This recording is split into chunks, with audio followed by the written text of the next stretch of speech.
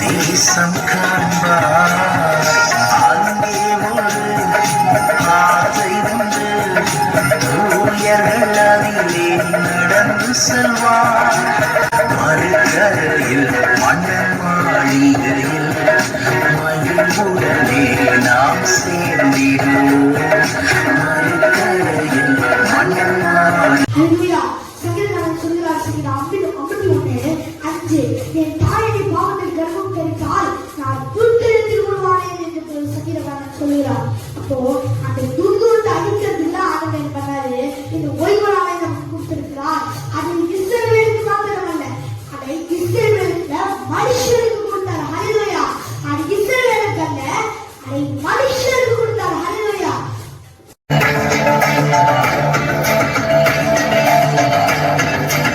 ஆயத்த நாளுக்கு பின்னான மறுநாளிலே புதன்கிழமை ஆட்டுக்குட்டியானவர் மரித்தார். அவர் சொன்னபடியே வாரத்தின் கடைசி நாளாகிய 7ஆம் நாளிலே என் ஆண்டவராம் இயேசு கிறிஸ்து அவர் உயிர்த்தெழுந்தார். பூமியின் இருதயத்திலே அவர் 3 நாள் 72 மணி நேரம் அவர் இருந்தார். இது சத்தியம், இது சத்தியம், இது சத்தியம். இதை மாற்றினால் நானும் பொய்ய இதை அறிந்து கொள்வீர்களாக.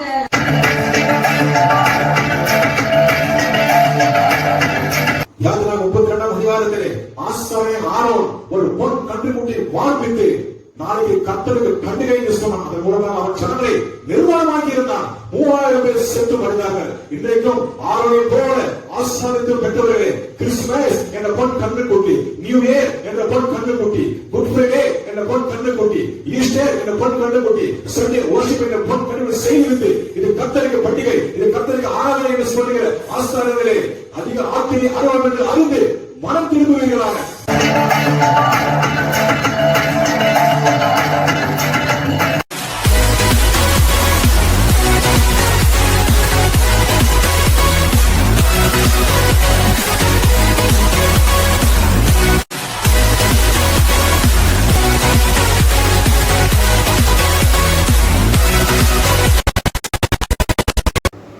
பிரியமான கர்த்தருடைய ஜனங்களே, உங்கள் யாவரும் இயேசு கிறிஸ்து நாமத்தில் வாழ்த்து வரவேற்கின்றேன்.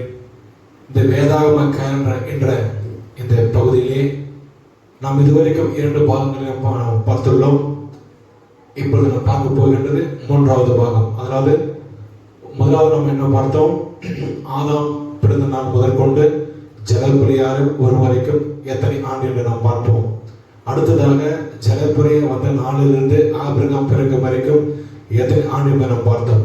அடுத்தது நாம் என்ன பார்க்க போறோம்னா, ஆபிரகாம் பிறந்த நாளிலிருந்து மோசே இஸ்ரவேல் ஜனங்களை எகிப்து தேசத்தை வெளியே கொண்டு வந்தாங்க எந்த ஆண்டு நாம் இப்போ நாம் பார்க்க போகின்றோம். இது நம்ம 3வது பாகம். கையில் வேதத்தை எடுத்துங்க, எல்லா வேதத்தை எடுத்துக்கொள்ளுங்க. கையில் ஒரு பேப்பர் எடுத்துங்க, ஒரு பேனாவை எடுத்துங்க. ஏன்னா நம்ம போது கணக்கு போட்டு பார்க்க போறோம்.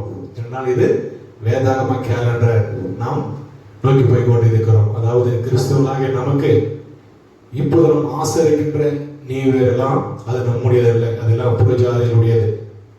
வேதத்தில் நமக்கு கொடுக்கப்பட்டு இருக்கிறது எப்பொழுது நியூ இயர் என்று, எப்பொழுது குட் ஃப்ரைடே என்று, எப்பொழுது ஈஸ்டர் என்று எல்லாம் கொடுக்கப்பட்டு இருக்கிறது. குட் ஃப்ரைடேவும் இல்லை, ஈஸ்டர் தப்பு, எல்லாமே தப்பு தான். அதான் நாம் இப்போது பார்த்து கொண்டு வருகின்றோம். இது 3வது பாகம். இந்த பாகத்தை நாம் பார்க்க போகின்றோம். ஆபிரகாம் பிறந்த நாளிலிருந்து தாசனாகிய மோசே இஸ்ரவேல் ஜனங்கள் எகிப்து தேசத்திலிருந்து அடிமைத்திலிருந்து வெளியே கொண்டு வந்த ஆண்டு எந்த ஆண்டு நாம் பார்க்க போகின்றோம். என்னோட கூட வேதத்தை திருப்பிக் கொள்ளுங்க. ஆதியாகமம் 12ஆம் அதிகாரம் 4வது வசனம் நான் வாசிக்கின்றேன். கர்த்தர் ஆபிரகாமுக்கு சொன்னபடி அவன் புறப்பட்டு போனான். லோத்து அவனோடு கூட போனான். ஆபிரகாம் ஆரானை விட்டு புறப்பட்ட போது 75 வயதுள்ளவனாய் இருந்தான். சரிங்களா? ஆபிரகாம் ஆரானை விட்டு புறப்படும் போது அவனுக்கு வயது 75.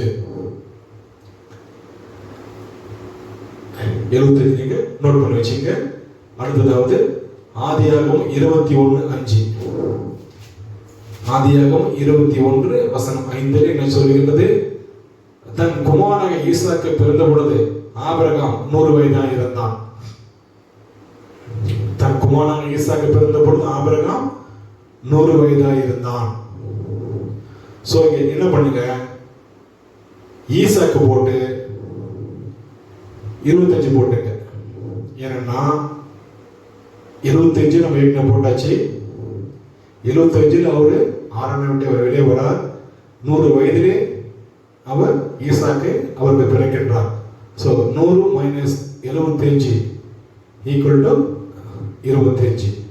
ஈசாக்கு போட்டீங்க, 25 போட்டுங்க. சரிங்களா?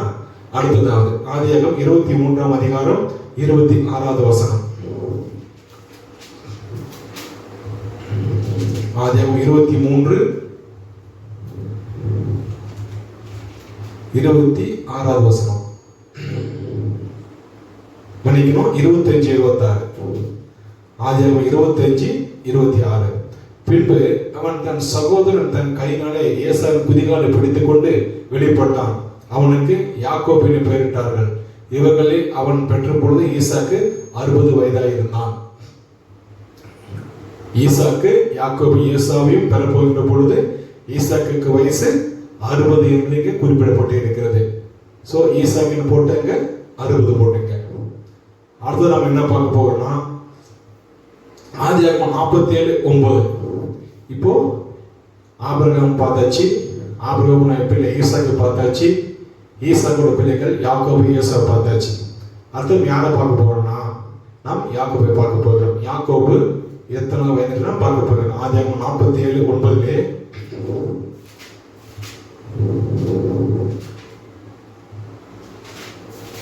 எடுத்துக்கொள்ளும். ஆதியாகமம் 47 வசனம் 9.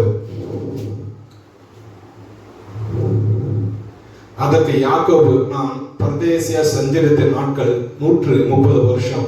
என் ஆயுசு நாட்கள் கொஞ்சம் சஞ்சலமாக இருக்கிறது. அதாவது எகிப்துக்கு யாக்கோபும் அவனை கூட பிறந்த எல்லாரும் போறாங்க. யோசேப்புக்கு என்ன பண்றாரு, அவரை கூட்டு போய் பார்வோன் அவர் நிறுத்துகின்றார். அப்ப பார்வோன் கேட்கிறாரு, உனக்கு வயசுன்னு கேட்கிறாரு. அப்ப யாக்கோபு சொல்ற, எனக்கு 130 வயசு அவர் சொல்கிறார். அதே வசனத்தை நம்ம பார்க்கும். அதே அதிகாரத்திலே 47ஆம் அதிகாரத்திலே 28வது வசனம். யாக்கோபு எகிப்து தேசத்திலே 17 வருஷம் இருந்தான். யாக்கோபுவின் ஆயுசு நாட்கள் 147 வருஷம். சரிங்களா? யாக்கோபு எகிப்து தேசத்திலே போய் அவர் வாழ்ந்த நாட்கள் 17 வருஷம். மொத்தமாக அவர் 147ஆம் வருஷம் அவர் வாழ்ந்திருக்கிறார். 147ஆம் வயசில் அவர் மரித்தார். இதை நமக்கு கொடுக்கப்பட்ட கணக்கு. இப்ப நம்ம எல்லாத்தையும் கூட்டி பார்க்கலாமா? முதலாவது 75. ஆபிரகாம் 75 வயதாக இருக்கும் பொழுது அவன் அழைக்கப்பட்டான். ஃபர்ஸ்ட் 75. இரண்டாவது ஆபிரகாமுக்கு 100 வயதாக இருக்கும் பொழுது ஈசாக்கு பிறந்தான். 100 மைனஸ் 75 ஈக்குவல் டு 25. இரண்டாவது 25 போட்டுங்க. மூன்றாவதாக ஈசாக்கு 60 வயதாக இருந்த பொழுது அவன் யாக்கோபையும் ஏசாவையும் பெற்றான். மூன்றாவதாக 60 போட்டுங்க. நான்காவதாக யாக்கோபு 130 வயதிலே அவன் எகிப்துக்கு சென்றான். இது நான்காவது. ஸோ நீங்க எல்லாத்தையும் ஆட் பண்ணி பார்த்தீங்கன்னா 75 பிளஸ் 25 பிளஸ் 60 பிளஸ் 130 இவையெல்லாம் நம்ம கூட்டி பார்த்தா நமக்கு வருகின்ற ஆண்டு 290 வருடங்கள். 75 plus 25 plus 60 plus 130 equal to 290 years. இது ஆபிரகாமிலிருந்து எகிப்து தேசத்திற்கு அடிமைகளாக யாக்கோவும் அவர் கூட மொத்தம் 70 பேரும் போன ஆண்டு மொத்த கணக்கு 290 வருடங்கள். இதுக்கப்புறம் நாம் பார்க்க போகிறோம் அவர்கள் எத்தனை வருடம் எகிப்து தேசத்தில் இருந்தார்கள் என்று. ஏன்னா இப்ப எகிப்து தேசத்துக்கு அவங்க போயிட்டாங்க, அங்க அடிமலை இருக்க போறாங்க, அங்கிருந்து அவங்க வெளியே கொண்டு வர போறாங்க. நாம் வாசிக்கலாம். யாத்திராகமம் 12ஆம் அதிகாரம் 40-41 வேதத்தை எடுத்துக்கொள்ளுங்க. யாத்திராகமம் 12ஆம் அதிகாரம் வசனம் 40-41. இஸ்ரவேல் புத்திரர் எகிப்து தேசத்திலே குடியிருந்த காலம் 430 வருஷம்.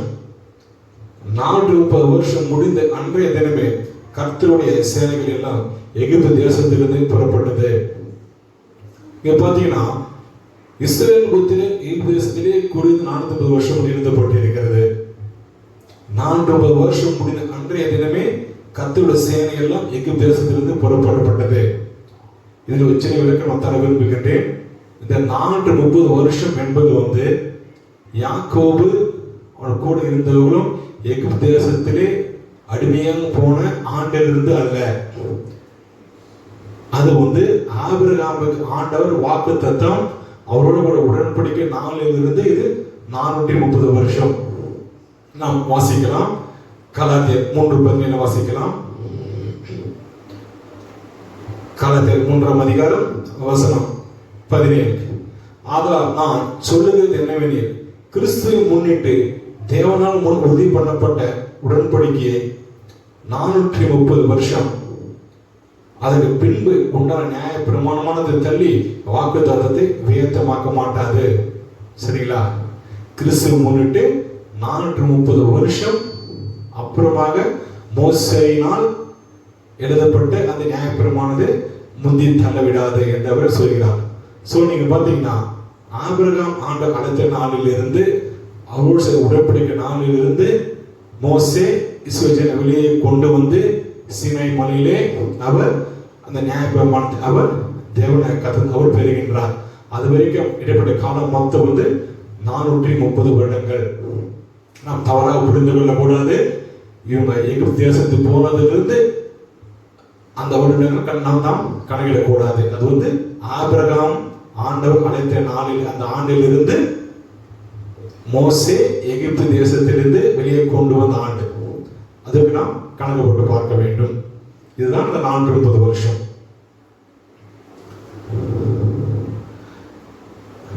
சரிங்களா? இதை நாம் பார்க்கலாம். அப்ப என்ன ஆண்டு உடன்படிக்கை பண்ணார்? ஆதியாகமம் 15:18 நீங்க பாருங்க. ஆதியாகமம் 15:18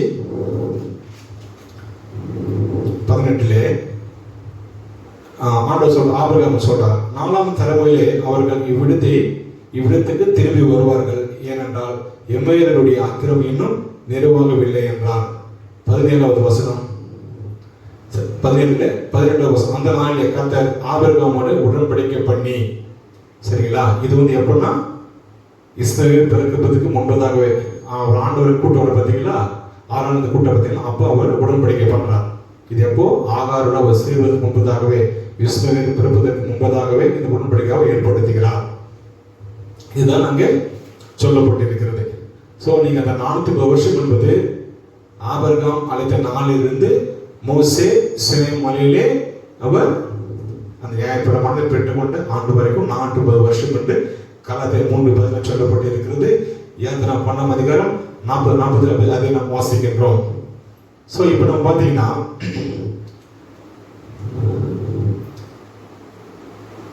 எகிப்து தேசத்துக்கு சென்ற இந்த வருஷம் மொத்தம் 430 வருஷம். யாக்கோபு போனதிலிருந்து மீது எவ்வளவு வரும்போ 215 வருஷம், பாதி.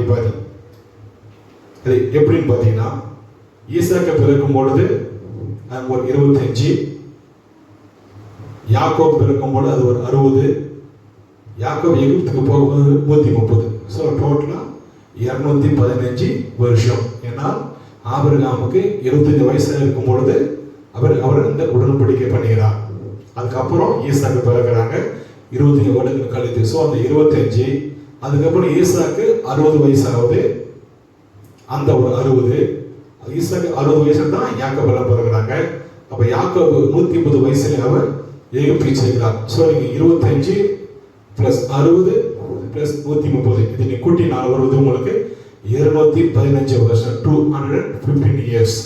ஸோ டோட்டல் இயர்ஸ் 430 என்றால் 430 minus 215 equal to 215. ஸோ இஸ்ரவேல் ஜனங்கள் எகிப்து தேசத்திலே அவர்கள் இருந்த ஆண்டு 215 ஆண்டுகள். இது செகண்ட் பார்ட். ஃபர்ஸ்ட் பார்ட் அவங்க எங்க இருந்தாங்க? அவர்கள் கானான் தேசத்துக்குள்ள இருந்தாங்க. ஏன்னா அங்கேயே அவர்கள் அடிமையாக இருந்தாங்க, பிரதேசமோ சஞ்சரித்துக் கொண்டிருந்தார்கள். அதனால வேதம் சொல்லப்பட்டு இருக்கிறது. 215 வருஷம் கானான் தேசத்திலே அங்கேயும் இங்கேயும் அலைந்து திரிகிறார்கள்.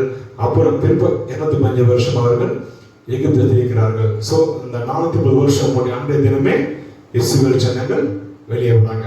ஸோ நம்ம மொத்தமாக எவ்வளோ நம்ம பார்த்தீங்கன்னா இப்போ நம்ம ஃபர்ஸ்ட் கூட்டம் பார்த்தீங்களா 290 வருஷம்.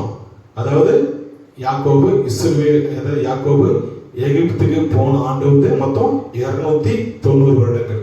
அதோடு இப்போ நம்ம என்ன பண்ண போகிறோம், 250 இயர்ஸ் தான் கூட்டு போகிறோம். 210 வருஷத்தை கூட்டு போகிறோம். ஸோ 290 + 250 இது கூட்டின போது உங்களுக்கு 505 ஆண்டுகள், 505 இயர்ஸ் மொத்தமாக இதுதான். அதாவது ஆபிரகாம் பிறந்த நாளிலிருந்து எகிப்து தேசத்திலிருந்து இஸ்ரவேல் ஜனங்களை மோசே கூட்டிக் கொண்டு வந்த ஆண்டு 505 ஆண்டுகள். இந்த கேப் இப்ப நம்ம மொத்தமா நம்ம கூட்டி பார்க்கலாம். நம்ம ஃபர்ஸ்ட் என்ன பார்த்தோம், ஆதாம்ல இருந்து ஜலப்பை தாண்டியது. உங்களுக்கு ஞாபகம் இருக்கிறதா? நோட்ஸ் எழுதி வச்சிருப்பீங்க. முதலாவது ஆதாம்ல இருந்து ஜலப்பை வந்த ஆண்டு வரைக்கும் உள்ள ஆண்டுகள் வந்து 1656. சரிங்களா? அடுத்ததாவது ஜலப்படை வந்த நாளிலிருந்து ஆபிரகாம் பிறந்த வரைக்கும் 292 ஆண்டுகள். அடுத்ததாவது ஆபிரகாம் அந்த பிறந்த நாளிலிருந்து மோசே எகிப்து தேசத்திலிருந்து வெளியே கொண்டு வந்த ஆண்டு மொத்தம் 505 ஆண்டுகள். நீங்க மொத்தம் கூட்டினீங்கன்னா உங்களுக்கு வருவது வந்து 2453 வருடங்கள், 2453 இயர்ஸ். இதுதான் வேதாகம கணக்கு. அதாவது ஆதாம் சிருஷ்டிக்கப்பட்ட நாளில் இருந்து இஸ்ரவேல் ஜனங்கள் எகிப்து தேசத்தில் அடிமையாக இருந்த போது அங்கிருந்து அங்கு வெளியே கொண்டு வந்த ஆண்டு வந்து 2453 ஆண்டுகள். நீங்க பாத்தீங்கன்னா மோசே எப்படி நீங்க வெளியே கொண்டு வர்றாரு, அந்த ஆண்டு முடிஞ்ச உடனே 2454 வருடத்திலே முதல் மாதத்திலே பஸ்கா ஆட்டுக்கப்பட்டு 16 அடிக்கப்படுகிறது. ஆட்டு அடிக்கப்பட்டபடி அவங்க 15 அவர்கள் அங்கிருந்து கிளம்புறாங்க. அதாவது 2454 ஆண்டு முதல் மாதமாகி ஆபி மாதத்திலே 14ஆம் தேதியில ஆட்டுக்குட்டி அடிக்கப்பட்டு 14ஆம் தேதியில அவர்கள் அங்கிருந்து வெளியே வராங்க. இதுதான் வேதாகம கணக்கு. அதாவது இது இப்ப நம்ம பாதி முடிச்சிருக்கிறோம். கணக்குல ஒரு 50% நம்ம முடிச்சிருக்கிறோம். அடுத்து நம்ம என்ன பண்ண போறோம், அடுத்த டிவிஷன் நம்ம என்ன பண்ண போறோம்னா வேதாகம கேலண்டர் ஒன்று பார்க்க போறோம். அதாவது மோசே அங்க வெளியே வந்து அந்த எகிப்து வெளியே வந்து பார்த்தீங்களா, அங்க வரும்போது அவர்கள் அங்க அவர்கள் மன்னா பொழியும். அந்த டேட் நாம கேலண்டர் நம்ம பார்க்க போகிறோம். அதை பார்த்ததுக்கு அப்புறம் நம்ம அப்படியே ஈஸியாக வந்துடலாம். அப்புறம் கடைசி நாம எல்லாம் பார்க்க போகிறோம். கிறிஸ்துவாகிய நமக்கு 2021ஆம் ஆண்டிலே எப்போ நமக்கு நியூ இயர், எப்போ இயேசு கிறிஸ்துவோட மரித்தனால், எப்போ இயேசு குறித்து எல்லாரும் பார்க்க போகின்றோம். சரிங்களா? நான் சொன்ன பார்த்தீங்களா, அந்த இஸ்ரேல் ஜனங்கள் எகிப்து தேசத்திலே அவங்க இருந்த மொத்த உடம்பு வந்து 215 இயர்ஸ் தான். ஏன்னா இது இப்போ டீட்டெயில் எடுக்க முடியாது. இதை நான் உங்களுக்கு தனியாக சொல்கிறேன். இது எப்படியும் ஒரு 20 மினிட்ஸ் தேவைப்படுது. ஏன்னா அது இஷ்டலாம் லைன் அப்படி கொண்டு வரணும் அப்படின்னு. இதை நான் தனியாக சொல்கிறேன். இப்போதைக்கு அந்த 250 மட்டும் ஞாபகம் வச்சுங்க. அதை விளக்கமாக நான் இன்னொரு பதிவு நான் சொல்லுகின்றேன். சரிங்களா? ஸோ இதுவே நம்ம என்ன பார்த்தோம், ஆதாமில் இருந்து இஸ்ரவேல் ஜனங்கள் எகிப்து தேசத்தில் அடிமையாக விடுதலையாக்கப்பட்ட ஆண்டு வந்து மொத்த வருடங்கள் வந்து 2450 வருடங்கள். 2454 வருடம் முதல் மாதம் ஆபீப் மாதம் 14ஆம் தேதி ஆட்டுக்குட்டி அடிக்கப்பட்டு 15ஆம் தேதி அவர்கள் எகிப்துக்கு அவர்கள் வெளியே வருகிறார்கள். இதுதான் நாம் பார்த்தோம். நாம் ஜெபிப்போமா? ஸ்தோத்திரம் ஆண்டவரே, எங்கள் அன்பின் பரலோக பிதாவே இயேசு கிறிஸ்து நாமத்தினாலே உங்க சமூகத்து வருகிறோமப்பா. இதை இவ்வளவு தூரம் ராஜா இந்த வேதாம கணக்குகளை எனக்கு நீ சொன்ன கிருபைக்காக உனக்கு ஸ்தோத்திரம் ஆண்டவரே. எல்லாருடைய நேர்த்தியாக செயல்படுவதற்காக உங்களுக்கு நன்றி செலுத்துகிறோம். தேவனே, இதுவரைக்கும் நேர்த்தியாக கொண்டு வந்த தேவன் இனிமே இருக்கிறது எல்லா பகுதியிலும் கத்தை நீங்க ஆசீர்வதிங்க. ஒரு குறைவு இல்லாதபடி எல்லாம் தெளிவுபடுத்துங்க. உங்களுடைய கருத்துல ஒப்புக்கிற பார்த்து கொடுக்கிற ஒவ்வொரு சகோதரி கத்தை ஆசீர்வதிங்க. அவர்கள் உண்மையான சத்தியத்தை அவர் ஏற்றுக்கொள்ளட்டும். ஆண்டவரே, கத்தை நீதான் கிருபையை பாராட்டுங்க. கல்லான இதயத்தை சரியான இதயத்தை மாற்றுவீராக. என் தேவன் கிருபை செய்வீராக. ஒவ்வொருவரையும் நித்திய செல்லக்குள்ள கத்தை நடத்தி செல்ல நீதான் கிருபை பாராட்ட வேண்டும்படியாக ஜெபிக்கிறேன். இயேசு கிறிஸ்துவின் நாமத்தில் பிதாவே, ஆமென், ஆமென்.